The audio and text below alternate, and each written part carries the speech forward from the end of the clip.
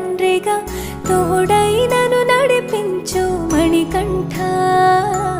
కష్టాలే తరిమినా కన్నీరే ముంచిన నీవే నాకు దిక్కు కదా అయ్యప్ప.